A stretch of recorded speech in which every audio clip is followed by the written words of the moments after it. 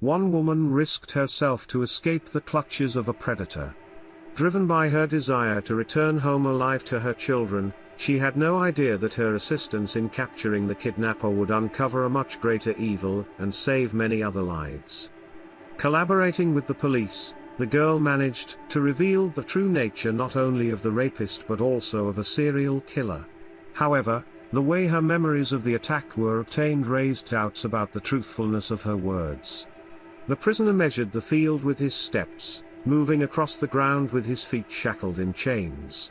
Without taking his eyes off the tall yellow grass, he immersed himself in memories. So much water had flowed since the last time he was here. His dark auburn beard had turned completely grey. The usual clothing he was accustomed to, jeans, a shirt and a cap, had become a luxury. Now he was accompanied by police officers whom he had once diligently avoided. Breaking nearly 2 decades of silence, the prisoner had just taken responsibility for the disappearance of several young women in the 90s. And now he had agreed to lead the police to their bodies, buried in a field outside Houston, Texas. For years, families in Texas and Oklahoma had wondered what happened to their daughters who vanished under ordinary circumstances. During a morning jog, at a car wash, returning home after a theater group party. For a long time, they had no answers to their questions. Then the man standing behind their agony, a 56-year-old Texas prisoner accused of violence and abduction but not murder, suddenly spoke up. Police were able to link the kidnapper to at least 7 victims, including 4 girls who did not survive their encounter with him.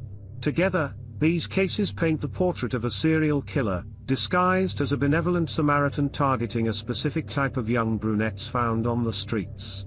The unexpected confession helped uncover the secrets of what happened to some of them, but the most pressing question for the families remains: why?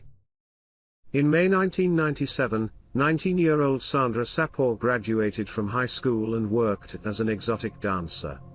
She was raising 2 children and preparing to become a mother for the 3rd time. People who knew Sandra described her as intelligent and determined. It was these qualities that would ultimately save her life and unlock Pandora's box of other horrifying crimes. On May 17, 1997, the police responded to a call from a terrified young woman. It was Sandra Sapor. She recounted the nightmare she had just experienced. She had been kidnapped, and in order to escape, she had thrown herself out of a moving car. After reporting the crime, she was taken to a local hospital. It was there that she spoke with the police. Despite suffering serious injuries, Sandra insisted on talking to the detectives to prevent the kidnapper from harming anyone else. However, the fall from the moving vehicle had affected her memory.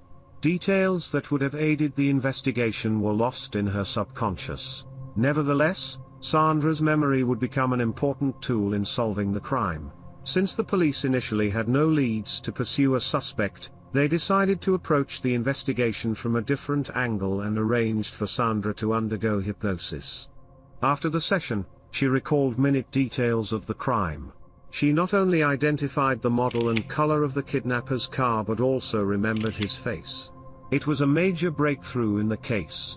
Sandra's description corroborated the version that the police had already developed regarding the potential suspect. Several weeks after the hypnosis, Sandra was asked to identify the man who attacked her from a lineup of several men. She identified a man named William Lewis Reece. Reece had long been known to the police due to his behavior and criminal history. Reece grew up on a farm nearby in Yukon, Oklahoma. Despite a difficult childhood, he had a particularly close relationship with his mother, who was willing to do anything for her son. A young William dropped out of school in the 9th grade to work, specializing in horseshoeing. By the age of 19, Reece stood before a priest and vowed to spend his life with a shy girl named Judy Fleming, whom he met in Anadarko, a city located about an hour's drive from Oklahoma City. He said if I didn't date him, he would shoot himself, Judy recalls. Initially, she believed in the young husband's good intentions, but soon realized that he could be incredibly cruel. The marriage did not go well from the start. Even before their first anniversary, Judy left her husband because she says he cheated on her. However, they reconciled and soon started a family, having a boy and a girl. But in 1982, Judy filed for divorce again. This time, it was because her husband showed aggression towards her. He broke into my new house and beat me. He held a knife to my throat, pushed me to the floor, and threatened me with a sawed-off shotgun, recalls Judy. At some point, Reece decided to leave Judy alone. He married and divorced for the second time. Judy remembers that his second wife called her multiple times, begging her to take Reece back. However, Judy, remembering how he once hit her so hard that half of her face turned into a solid bruise, refused the offer. Perhaps it was due to the two divorces that Reece plunged into a pit of alienation and loneliness, and his hatred towards women grew to such proportions that he saw no other way but to embark on a barbaric path of violence. On a fateful spring day in 1986, the daughter of a sheriff's deputy stepped out of the University of Oklahoma building and headed to work as an aerobics instructor when her Mustang got stuck on the interstate highway, Interstate 35. The 19-year-old girl panicked. The rain poured down heavily. A tall fence separated her from the hotel and shopping center where she could seek help. Just as she was contemplating how to climb over it, a truck pulled up beside her. Behind the wheel sat 26-year-old William Reece, offering assistance. Relieved, the girl got into the car. But instead of driving her to a phone, Reece stopped the car, grabbed the student, and threw her onto a mattress in the sleeper cabin of the truck. "Why are you doing this to me?" she screamed. The man simply replied, "He's crazy." Reece tied the girl's hands behind her back with sticky tape, stuffed her into an orange sleeping bag, and continued driving. When he parked the truck next time, he forced the girl to satisfy his desires. Later, at the trial, she would recount, "He pulled up his pants, said he loved me, that he was alone, and that we would always live in Houston." The girl played along with Reece to gain his trust and convinced him to let her use the restroom. Instead, she hurried to a payphone and called her family. While awaiting trial for the abduction and assault of his first victim, Reece attacked a woman he followed from a bar. He was found guilty of 2 assaults and sentenced to 25 years in prison. However, in October 1996, an appellate court was forced to reduce his sentence to only 10 years due to inappropriate comments made by the prosecutors. With nowhere else to go, Reece returned to his mother in Anadarko, where many locals knew little about his past. He seemed very polite, according to Kathy Dobra, a family friend who drove Reece to town as a favor to his mother so he could obtain a new driver's license. Now she regrets how foolish she was, never even thinking to ask why he had been in prison because it didn't concern her or her family. Not until the summer her teenage daughter disappeared. The spring of 1997 was cool, preparing to give way to the hot summer. The FBI had not yet established a national DNA database. Most Americans did not yet own mobile phones. Reece, approaching his 40s at that time, had recently moved to Houston. He found work on a construction site and also earned money by shoeing horses. One ranch owner recalls sensing that something was off about the new worker. Butch Bloodworth witnessed Reece striking a horse with a thick stick because the animal refused to stand still. He also made strange compliments to young girls and tried to sell the ranch owner a stolen bulldozer. However, at that time, no one knew that Reece, as the ranch owner would later note, was scouting for horses to shoe, things to steal, and girls to kill in the area. All they knew was that young women were going missing in the town. The crime rate had increased in the area along Interstate 35 and Interstate 45, from Oklahoma to southeast Texas. This region coincided with where Reece lived and worked. He was suspected of crimes due to his criminal record, but there was never enough evidence to hold him accountable. In particular, on April 3, 1997, just a few months after Reece was released and exactly 11 years after his first known attack, young ballerina Laura Smither failed to return home for breakfast after her morning jog in the suburb of Houston, Friendswood, Texas. The body of the 12-year-old girl was later discovered near a pond in Pasadena, 12 miles away, naked and showing signs of strangulation. Her appearance resembled other victims of Reece, and the nature of the attack matched his modus operandi, but there was no evidence to link him to the crime. After Sandra Sapor identified Reece, the police were finally able to build a case against the man who, they suspected, had been terrorizing the two states for some time. They found new evidence, including witnesses, to build a case against him. Although investigators could directly link him only to Sandra's attack, they knew he was connected to a series of other gruesome crimes. He was arrested, and the trial began in April 1998.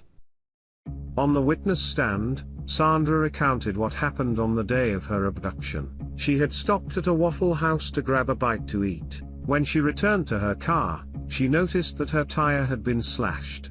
Not seeing anyone around, Sandra contemplated her next move.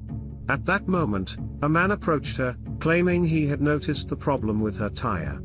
He said he had tools in his car that could help, but she needed to assist him in retrieving them. Sandra followed the man to his car, where he grabbed a knife and threatened her, forcing her to sit in the passenger seat. Fearing for her life and the life of her unborn child, she complied. As he drove her further away from the Waffle House, the abductor again threatened her with the knife and demanded that Sandra undress. It was then that she realized that if she didn't escape right away, she would not make it back home. She flung open the car door from her side and threw herself onto the road. Despite sustaining injuries, she believes that this act ultimately saved her life, as if she hadn't escaped, her abductor would have become her killer. The details she provided about the assailant aligned perfectly with Reece. However, Sandra's testimony came under scrutiny because she recalled the attack only under hypnosis. The defense argued that Reece had been named a suspect in a nearby murder, and his name and photograph could have influenced the girl's memory. They claimed that relying on hypnosis, a method not recognized by the scientific community, especially in a kidnapping case, was unreliable. The defense put up a strong argument. However, after 5 hours of deliberation on Friday, May 8, 1998, the jury found William Reece guilty of aggravated kidnapping, and sentenced him to 60 years in prison. Reece managed to stay off the streets, allowing the community to breathe a sigh of relief. However, it would take several years before he would reveal the most hidden secrets he had kept throughout his life. Around the time he abducted Sandra, DNA testing practices had not yet gained widespread use. Other crimes from the 1990s that Reece could have been involved in remained unsolved. However, in the mid-2000s, as DNA testing became more popular, detectives revisited these cold cases and were able to find perpetrators for many of the crimes. One of such cases became a pivotal moment for William Reece, the moment when he decided it was time to break the silence. Tiffany Johnston, the 19-year-old daughter of Katie Dobra, a friend of the Reece family who had helped him obtain a driver's license, had recently gotten married. On July 26, 1997, she planned to celebrate 3 months since her wedding day but stopped at Sunshine Car Wash in Bethany, Oklahoma beforehand. Suddenly, a man approached her. Threatening her with a knife, he forced her into his van. Driving her away from the car wash, the man assaulted Tiffany, strangled her, and hid her body in tall grass near a lake. Tiffany's body was discovered the next day. At the time, a DNA sample was found and tested. However, the results were inconclusive, and the case remained unsolved until detectives reopened it in 2015. They were able to examine another DNA sample found on the victim's body, and it matched the DNA of the already convicted William Reece. When investigators wanted to talk to him, Reece and his attorney decided that to avoid the death penalty for Tiffany Johnston's case, he would plead guilty. But the surprise was that Reece agreed to cooperate with the police to close other cases in which he was involved. Perhaps his serious heart condition, which was discovered, played a role, or he wanted to gain something through this cooperation. He feels like a huge weight has been lifted off his chest, his attorney noted. However, serial killer expert Jack Levin was not convinced by such a sincere motive. He feels relieved not because he feels guilty about anything, but because he's proud of it, the expert says. Most serial killers are sadistic, viewing their crimes as their greatest accomplishments in life. They are masters of manipulation, using torture as a form of control and often evolving into killers out of necessity to leave no witnesses. Nevertheless, Reece led the police to an area in Houston known as the Texas Killing Fields. It earned its name due to the frequent occurrence of brutal crimes and the discovery of bodies. With Reece's help, the police found the remains of Kelly Cox and Jessica Cain. Kelly Cox was a psychology student at the University of North Texas in Denton. At the time of her murder in July 1997, 20-year-old Kelly was the mother of an 18-month-old daughter, who was cared for by her grandparents while her mother studied and worked.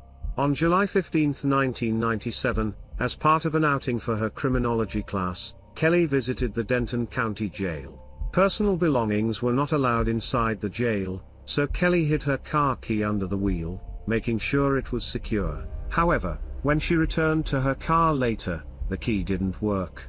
Kelly went to a gas station to call her boyfriend. He promised to come as soon as he could. When he arrived an hour later, he couldn't find her, and she was nowhere near her car.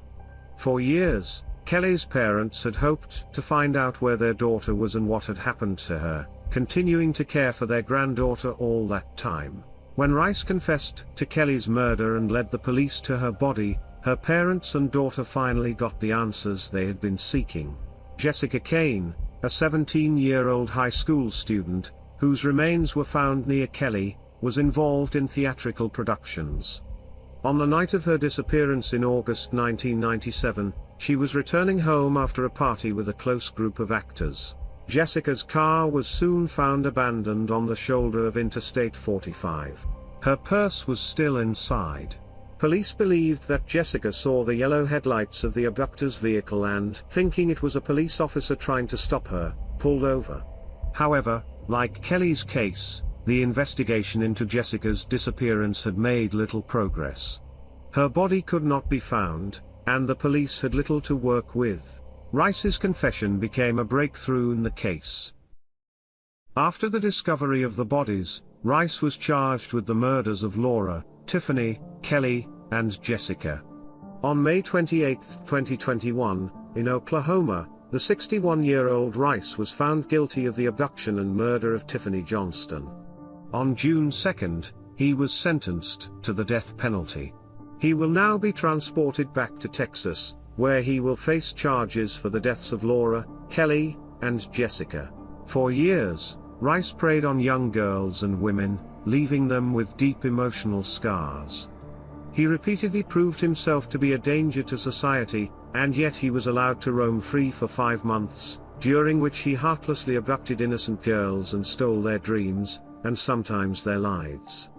If it weren't for Sandra Sapo, it's unknown how many families today would be mourning their children, sisters, and wives.